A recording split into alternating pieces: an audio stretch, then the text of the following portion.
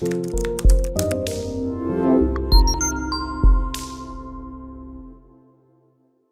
is Valerie Van Boeven with the Senior Care Industry Netcast, where leaders with 3 or more years of experience in the senior care industry share their advice.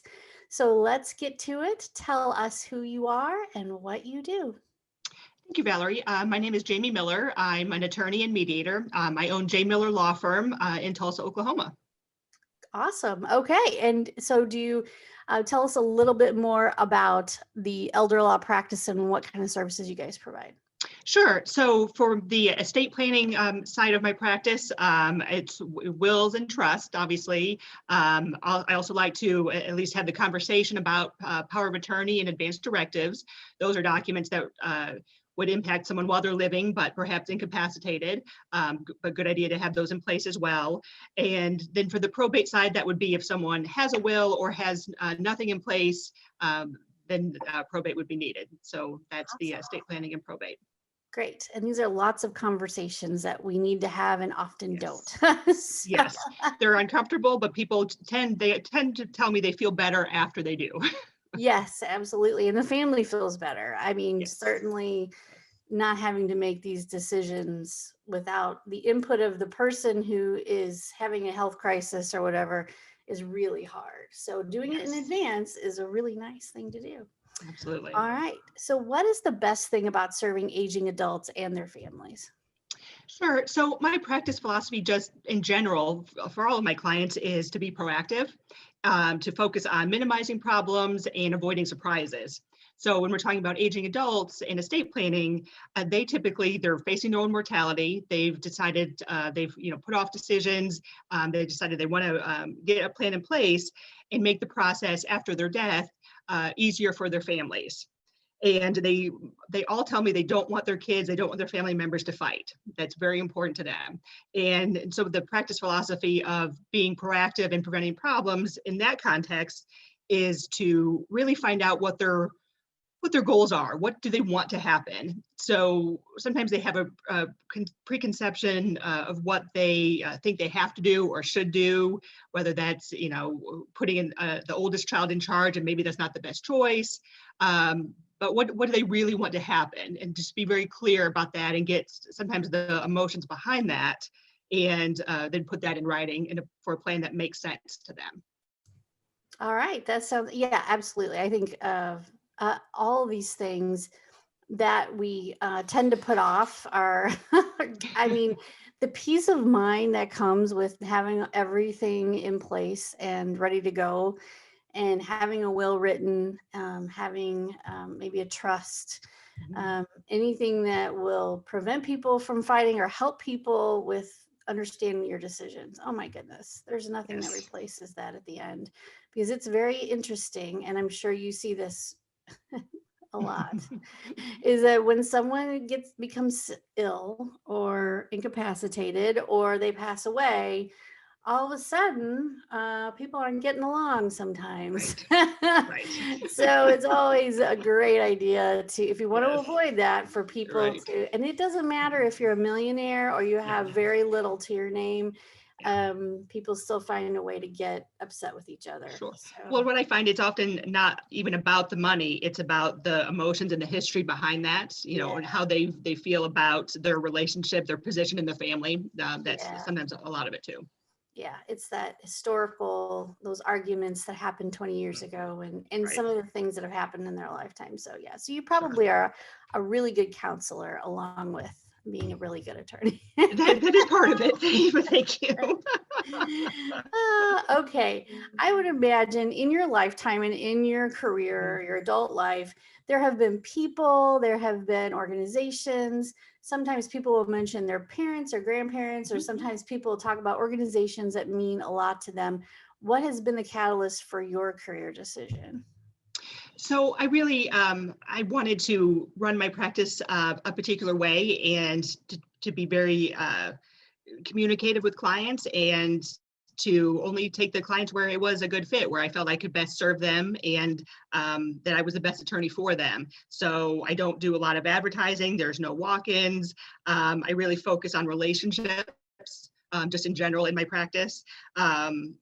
as far as seniors, my grandfather had a COPD for about 20 years, and just his philosophy and how he handled that and managed it and lived much, much longer than anyone thought he would was just really inspiring for me.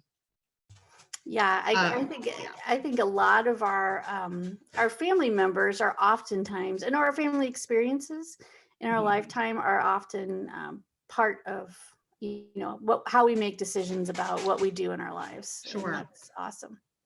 And I have my grandmother had Alzheimer's. I have participated in their walks in prior Mm, years and raised funds. I'm a former board member for the American Parkinson's Disease Association for Tulsa, and a member of the Tulsa Interagency Council, which is a great network of senior providers in different areas that get together for education and networking. yeah, and I mean, I'm sure those organizations are doing a fabulous job too. I mean, the advocacy and all of the fundraising that goes into research and or just to help folks in your local area. All those organizations are so important. So great, that's awesome. All right, I understand that. We're going to talk a little bit about online marketing, and I understand that it can be ever changing, it can be confusing, and I know that in your case, you have to kind of be careful about what you say. Sure. So what are your experience or thoughts about online marketing, especially in a time where um, it's really hard. It still is. And we're looking at maybe, back to some sense of normalcy, maybe toward the end of this year, when vaccines are readily available to everyone. How has online marketing impacted your business, and especially in the last year or so? Sure. So I would say I really have never done traditional online marketing or spending money on advertising or things like that. What I have always done is a lot of education. So, I'm very active on social media, but my posts are a lot of information or links or resources. I do a lot of speaking events now through Zoom, but in different times in person to connect with people that way.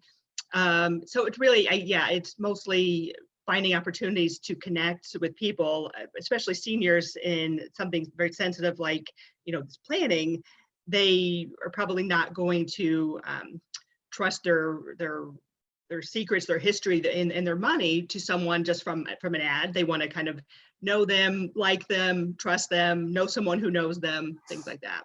Yep, absolutely. It's who you like, trust, and know that you're going to probably do business with. So Right. getting to know you via maybe an introduction happens because they find you on social media or see something you posted or something you've written, and then moving on from there with a phone conversation or a Zoom call. Yeah, I can see definitely more challenging for advertising, but for social media and for even I find that for some of our elder law attorney friends and our estate planning friends, that writing some articles often helps and it keeps the word out, especially right now when it's hard to do those speaking engagements. It is. But thank goodness for Zoom, because here we are and you can meet clients over Zoom, and it makes it all happen. Sure. All right. What piece of advice would you give to other senior care providers or providers that are in the estate planning space? Sure. So I think seniors really, they want the same things we all want. They want understanding and respect and to be listened to. So if you treat people well, and that's just a core value, in my opinion, everything else will fall into place. But in this particular time, I think we're all a little frustrated with technology. As many benefits as there are to it, there are some frustrations, and seniors in particular can be frustrated by that. So we have to balance, how do we make sure we're safe, but also kind of meeting their communication needs as well. Yeah, absolutely. I think being listened to is something we all deserve, and it's part of being a dignified provider is to be a good listener and to make sure their voices are heard. So, Right. and I know you do a lot of that in your practice, making sure the senior's voice is heard. Yes. Yeah. So, all right, last question, supposed to be a fun one. I know that it's a little challenging in the last several months, but when you have a win in life or business, how do you like to celebrate? Honestly, I'm not great at it. It is something I recognize and I'm working on it. But I'm someone who likes to celebrate with things like experiences and events, and we're a little short on that right now. But it's something I need to do better on. I tend to just move on to the next thing. Yeah, I So, think we're all of us who are service providers, especially, I don't know how to explain this, but in the senior care business, whether it's from the legal perspective or hands-on caregiving, mm, we are sort of a social. I don't know, social service isn't the way exactly, but mhm. we're more of givers, and Yes. we certainly we tend not to celebrate as much. But I think you just taking a moment and realizing that, I mean, you've helped so many families in your career, I'm sure. So just taking a moment and realizing that everything's going to be okay when this person does end up passing away, or Sure. the caregiver leaves the house and thinks, "Phew, we had a good day today." Right. Celebrating those little things for that senior is always worth it. So, but I understand right now it's really hard to have fun experiences unless they're outside. And then when it's in the middle of winter, it's even more tough to have Right. I'll celebrate in the experiences. spring. Right, right. We kind of wait for, some of us have to wait for warmer weather. Right. All right. Well, I want to thank you for being on the show and sharing your wisdom and sharing your profession with us and telling us a little bit more about what you do and who you help. That's what this is all about. So thank you very much. Thank you for the opportunity.